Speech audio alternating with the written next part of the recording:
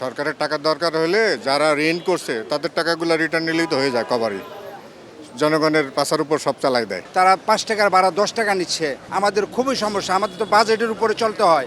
এটা আসলে আমাদের উপরে এটা জুলুম করা হচ্ছে। যারা মধ্যবিত্ত আছে তারা তো কাউকে কিছু বলতে পারে না, নীরবে তাদের দুর্যোগ খোয়াইতে হয়, কিছু করার নেই। বাসার খরচ বাড়লো, ডেফিনেটলি বিদ্যুৎ বিল বাড়লে, বাট আমার ইনকাম যেটা সেটা আগের মতো রয়ে গেল।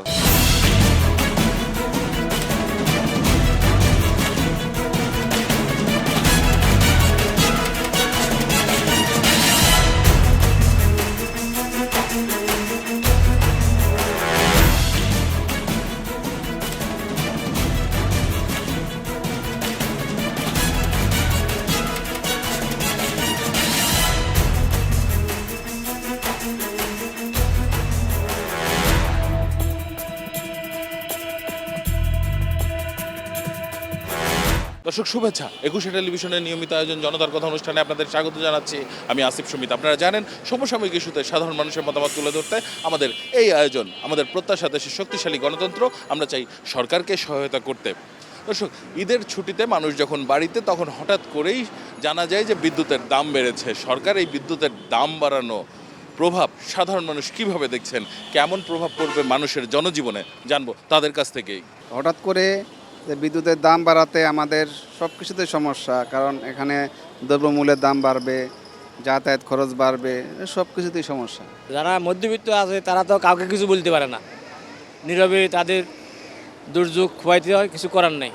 মনে করেন আমার কথাই ধরেন, আমার যে আয় তা দিয়ে এখন আমার পরিবার চলে না। তো সাধারণ মানুষের তো পড়বে, মনে করেন কিছু মানুষের কর্মস্থল থেকে নিরীহ মানুষের মনে করেন যে বিলটা দিতে তো একটু কষ্ট হবে। এখন তো মুদ্রাস্ফীতির ব্যাপক সমস্যা আছে দেশে, তারপর বিদ্যুতের দাম বাড়ানোর কারণে সাধারণ জনগণ অবশ্যই কিছু সমস্যার সম্মুখীন হবে। তবে সরকার নিম্ন আয়ের মানুষদের জন্য যে বিদ্যুতের ক্ষেত্রে একটা ছাড় দিয়েছে, সেটা আমি ভালো উদ্যোগ বলে মনে করি। বর্তমান অবস্থায় বিদ্যুতের দাম বাড়ানোটা মোটেই উচিত হয়নি, কারণ বিগত ইউনূস সরকারের আমলে আমরা দেখেছি প্রায় 1.5 থেকে 2 বছর উনি দেশ পরিচালনা করেছেন, তখন কোনো জিনিসের দামই বাড়ে নাই। ইভেন রমজানে পণ্যের দাম বাড়ে নাই, তা কোনো কিছুরই দাম বাড়ে নাই। উনি সুন্দরভাবে দেশ পরিচালনা করে গেছেন। এই সরকার নতুন এসেই মাত্র 2-3 মাসে হঠাৎ করে বিদ্যুতের দাম বাড়ানোটা, এটা জনগণের উপর একটি অনেক বড় চাপ বলে আমরা মনে করি। ইলেকট্রিসিটি সব প্রোডাকশনের জন্যই রিকোয়ার্ড, রাইট? এই জন্য হচ্ছে আমাদের যখন প্রোডাকশন প্রাইস বেড়ে যাবে, তখন প্রোডাক্টের প্রাইস বেড়ে যাবে, তখন বেসিক্যালি সবাই এডিশনাল এক্সপেন্ডিচার বিয়ার করতে হবে, অথবা হচ্ছে তাদের পার্সোনাল সেভিংসকে ভেঙে ফেলতে হবে আলটিমেটলি অ্যাডিশনাল এক্সপেন্ডিচার বেয়ার করার জন্য। বাসার খরচ বাড়লো, ডেফিনেটলি বিদ্যুৎ বিল বাড়লে, বাট আমার ইনকাম যেটা সেটা আগের মতো রয়ে গেল। তো স্বাভাবিকভাবেই আমার উপর একটা অর্থনৈতিক চাপ বাড়বে। অটো রিক্সাগুলিও যেগুলি চলে এটা বিদ্যুতের মাধ্যমে, তারা 5 টাকার ভাড়া 10 টাকা নিচ্ছে। তারপরে অনেক ভোগান্তি, এমনি তো সারচার্জ নেই, মিটার ভাড়া নেই। মানে আমাদের খুবই সমস্যা, আমাদের তো বাজেটের উপরে চলতে হয়। এটা আসলে আমাদের উপরে এটা জুলুম করা হচ্ছে। বিদ্যুতের দাম বাড়লে পুরো বাংলাদেশে বাড়ে, এরকম মধ্যে শহরে বাড়ে, গ্রামে বাড়ে না, পুরো বাংলাদেশব্যাপী বাড়ে। এই বাড়ার ক্ষেত্রে দেখা যাচ্ছে যে শহরের মানুষদের ইনকাম সোর্স আসলে দিতে পারে, তৃণমূল পর্যায়ে মানুষগুলো ইনকাম সোর্স নাই, তারা দিবে কীভাবে? সরকারের টাকার দরকার হলে যারা ঋণ করছে তাদের টাকাগুলো রিটার্ন নিলেই তো হয়ে যায় কভারই। জনগণের পাশার উপর সব চালাই দেয়। প্রতিবারেই সাধারণ জনগণের শুধু বিদ্যুৎ বিল, গ্যাস বিল এগুলো বাড়িয়ে দেওয়া হয়, কিন্তু আদৌ সাধারণ পাবলিক কোথায় থেকে এই বিদ্যুৎ বিলটা দিবে এটা সরকার কখনো চিন্তা করে না।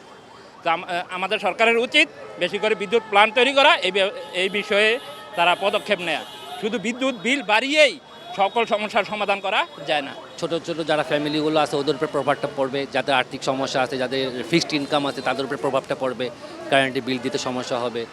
এই সবচেয়ে বেশি সিরিয়াস প্রভাবটা মিডিল ক্লাসের মানুষের জন্য অনেক সিরিয়াস প্রবলেম হয়ে যায়। আমরা শহরে থাকি, সামান্য ভাড়া দিয়া, সামান্য টাকা বেতন চাকরি করি, এই চাকরি দিয়ে আমাদের উপর আরও এত চাপ দেওয়া, এটা আমাদের কেমন জানি কয় মেরে ফেলার মতো আর কি। সরকার যদি সব দিক থেকে একটু মানবতা দেখায়, তাহলে জনজীবন একটু সহজ হয়। ধন্যবাদ আপনাকে। দর্শক, আপনারা শুনছিলেন সাধারণ মানুষের প্রতিক্রিয়া। সাধারণ মানুষ কিন্তু তাদের ভাবনাগুলো অসাধারণ, তাদের চিন্তা অনেক সূক্ষ্ম ও গভীর। দর্শক, জনতার কথা দেখতে প্রতি শনি, রবি, মঙ্গল এবং বুধবার চোখ রাখুন একুশে টেলিভিশনে। সঙ্গে থাকবো আমি আসিফ সুমিত।